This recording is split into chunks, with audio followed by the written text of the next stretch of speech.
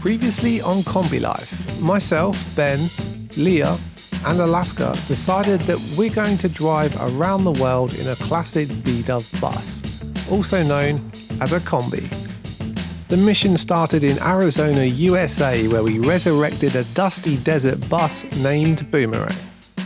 We spent several months on the west coast of the USA prepping this 45-year-old classic for an adventure of epic proportions, teaming up with experts to advise us on how to best prepare for this unusual expedition. With some awesome overlanding modifications and a solid new engine for the mammoth journey ahead, we found ourselves out of time on our US visas and we were unable to complete the build of Boomerang. So, with a great bus but not a great home, we set out to cross the continental USA coast to coast from California through the southern states and all the way to New York City, where we shipped Boomerang and Little Alaska across the Atlantic Ocean to Europe. So the challenge for us now in this season of Kombi Life is to transform our expedition bus from a shell of a van into a comfortable off-grid studio home and continue the long drive to Australia.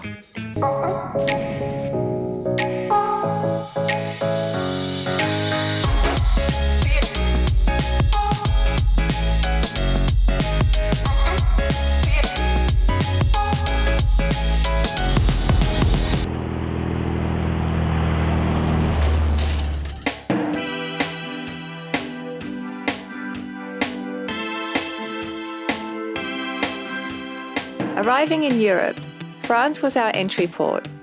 Because 1, it's closer to Jersey than England, and 2, it's just easier to bring a dog into Jersey via France. The Brits are a little bit difficult in this regard. This is the start of a whole new adventure for Alaska. Maybe we should call her Australia. Getting back to Jersey is always a mission and a half. You can add another 8 hours of travel just to get to the island. This time, it was a case of planes, trains, and automobiles.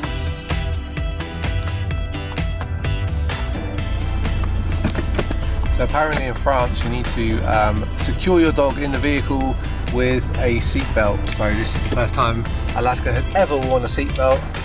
Kind of cool. Alaska, is that good? Yeah, let me see if I can, maybe, here you go. That looks super comfortable, doesn't it? And there was one more visit to the vet to allow Alaska to set paws on British soil. This was the first time that our Peruvian pup had been outside of the Americas, and it was the first time that I got to bring her home since we met in 2012. As a full-time nomad, I don't get to come home too often these days, but it's always special to come home to Jersey, and this time we'll be making the island our expedition base camp whilst we build our off-grid studio. So out the back of my house is this amazing little forest. It's really small, it's Jersey, so everything is small, and these beautiful sand dunes, and ever since I met Alaska I have been so excited for the day when I get to bring her here in my own backyard. And today is that day. Let's go exploring, Alaska.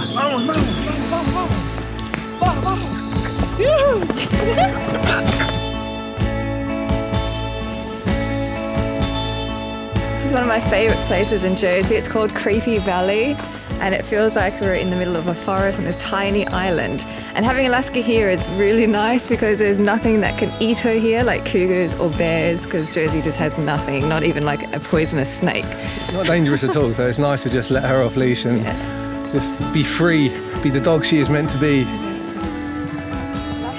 And here is my favourite spot on the whole of the Jersey Island. This is like our special little thinking space.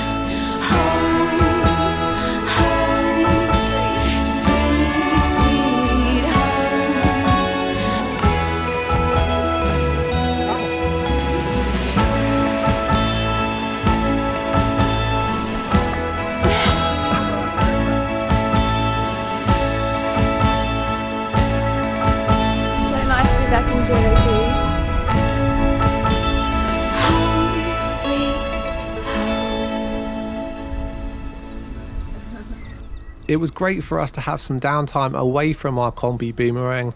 He was still currently making the journey across the Atlantic from America to the UK.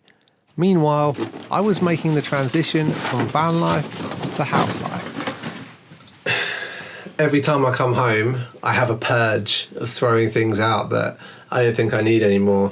And after a few years of living in a van, I've kind of realised that I actually prefer the kind of minimalist approach to life and only having the things that I really need. So I think it's kind of healthy to go through stuff and just kind of rid that excess baggage from your life. Like, do I really need an MP3 alarm clock? Every phone does that now. Old iPod? Definitely not. Like, technology is one of the biggest culprits. It changes so frequently, you just have to get rid of it. I'm going to be downsizing this room, emptying half of my clothes and just getting rid of all of the fluff from my life. Feels good. It had already been the promised 2 weeks and there was still no news of Boomerang, so we got down to planning. The aim was to turn this Kombi into an off-grid studio, and we were looking for a big step up in comfort from our previous Kombi Capito. You don't need it that wide to have the tabletop. You don't need it that wide. As Jersey is an island, it's got very limited supplies and it's expensive. To be honest, it's not the best place to do the build, but it's somewhere that I don't have any visa restrictions and I won't be kicked out. So our plan is to pick up as many supplies as possible from the mainland when we collect Boomerang from the UK. Yeah. Unfortunately, that took a lot longer than expected. There was trouble at the landing port in Felixstowe, England. Apparently, there was a system update and it was causing all kinds of trouble, resulting in huge delays at the port. In fact, Boomerang's ship was delayed so much that it was unable to dock at all, and it skipped the port entirely. Suddenly, Boomerang was lost at sea. I kid you not, weeks went by without any news, as we tracked the boat passing Felixstowe and heading onwards towards Antwerp and Germany. Nobody knew exactly where Boomerang went on his little solo adventure, but eventually, 6 weeks after saying goodbye in the USA, we got confirmation that Boomerang had landed. We are in Needham Market in the beautiful Suffolk countryside. So nice to see a little bit of England. And we are here to pick up our paperwork for our bus. This is the last major hurdle before we see Boomerang again. Let's get it done.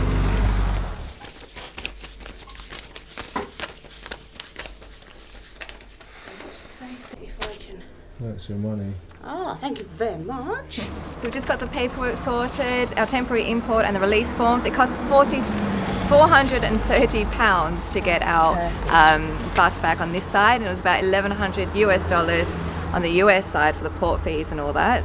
It was an absolute nightmare getting our bus here. It took over a month to get from the US to the UK. It got lost out at sea. We had no idea where it was for about 2 weeks, but it's finally arrived in England and we're going to pick it up now. Some people might think that I only drive Volkswagens. It's not intentional, but we're driving to pick up our bus in a modern Beetle, or at least 2001. Looks a bit better than our bus.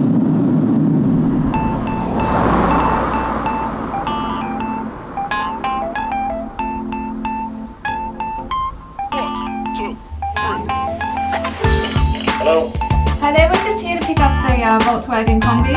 Okay, can I go to the next door down on the right? Sure, thanks. Thanks.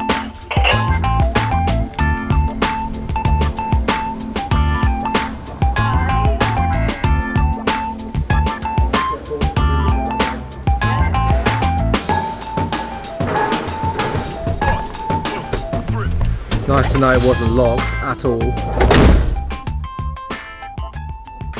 We weren't actually sure what to expect with this shipping process. There was very little communication, and my only previous experience of shipping a vehicle was across the Darien Gap between South and Central America. On that occasion, some items that were not nailed down were not present when the vehicle was collected.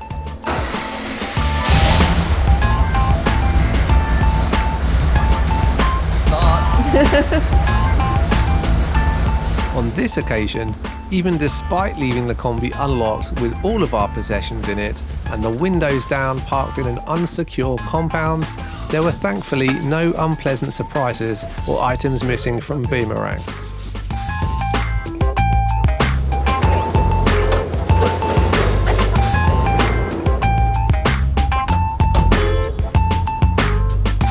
This was a major milestone, and it was time for a happy dance.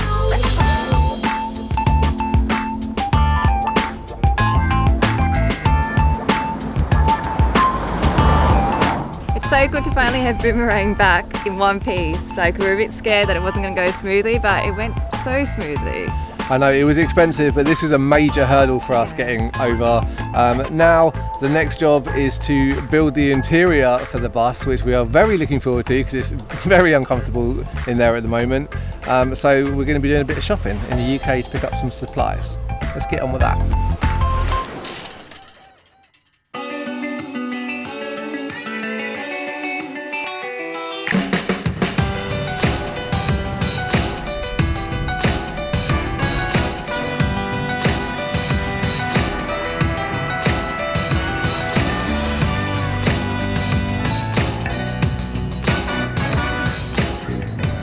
Foam Paradise. I think we found the right place.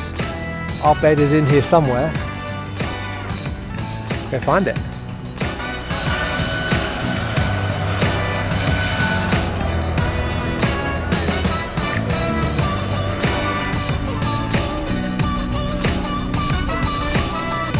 We're going with bamboo for our headliner basically in the car because it's one of the lightest materials and it's super strong. And it's got a little bit of varnish on it, so it should resist the mould pretty well. Quite happy with this. A little pricey, but it's a good product.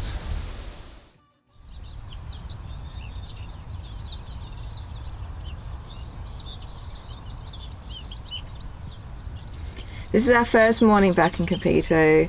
Capito? It's Boomerang, you fool. Capito was our old bus. It was so like 2000. Oh, I'm sorry, Before. Boomerang. Oh my gosh. Both of us So keep good. doing that. This is our first morning back in Boomerang since we picked him up from the port. Mm-hmm. It's been really nice to be back inside of our bus. Has it? I'm kind of lying in the back of there thinking, what the heck are we doing? Yeah, it's right full now? of junk at the moment, but It will be nice to be in here. yeah. It's nice to be driving in Boomerang. Apart from he had to broke down yesterday, but that was a steering problem. Yeah, steering problem. Kombi life. Which needs to be fixed because it's very dangerous. But yes, we woke up in a really nice field. It's really nice here in England at the moment. It's really sunny and nice, but it is really hard. Don't get used to it. And I like This it. isn't typical. It's really hard to find free camp spots for one. The petrol is a lot more expensive than the US. Oh my A days. lot more expensive. It cost us £60 to fill up the tank. Yeah. It cost us $30 the last time we filled it up. So what, £60 is probably like $75 or something. So up from $30 to $75 to fill it up. But the food's cheaper, right? The food's cheaper, Yeah. yeah. We'll be saving on the food, Yeah. not saving on the petrol.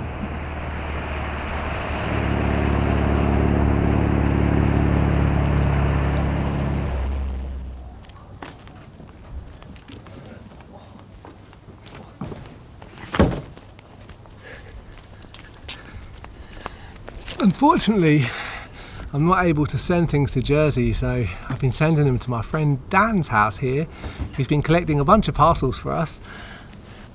And now we have to somehow fit them into the bus.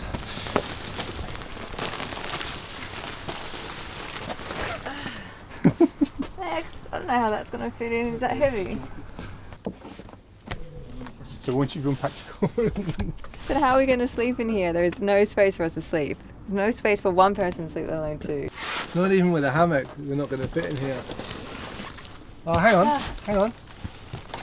This is my space.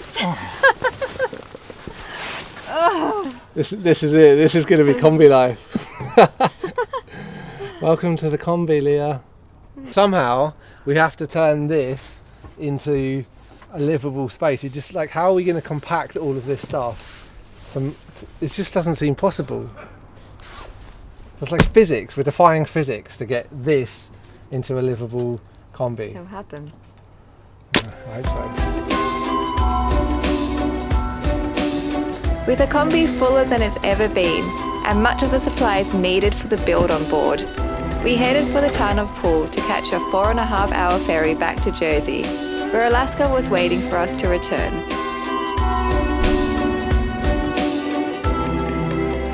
The delay in shipping had cost us big time. There was a lot of work to do, and now in less time than we had hoped. And if a classic V-Dub has taught us anything, it's that they always need more time than you expect. But that is one luxury that we do not have on this occasion. Leah only has 3 short weeks before she leaves Kombi life and goes home to Australia. But that is a story for next time.